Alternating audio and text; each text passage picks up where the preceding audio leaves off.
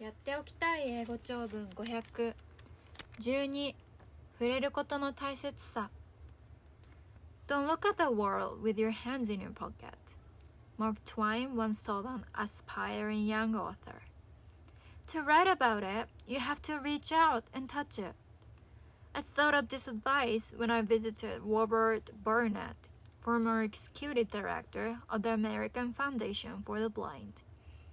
Burnett was blinded at the age of 14 in an accident.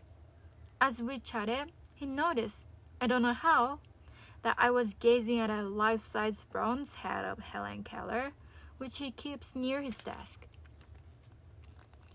Feel it with your hands, he told me. I ran my fingers over the cool metal.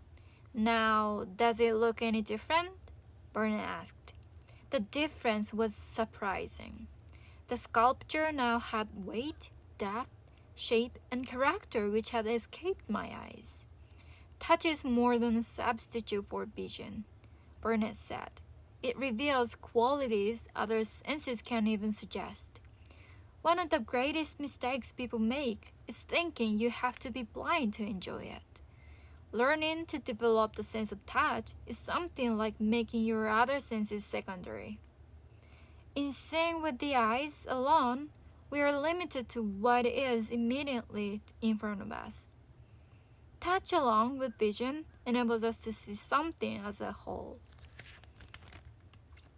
Awareness of touch can bring a new feeling to the most commonplace experiences. I have just touched my dog, wrote the young Helen Keller in her diary. He was rolling on the grass with pleasure in every muscle and limb. I wanted to catch a picture of him in my fingers, and I touched him lightly as wood cobwebs. But, to my surprise, his body turned towards me and moved into the sitting position, and his tongue gave my hand a lick. He pressed close to me as if he intended to put himself into my hand.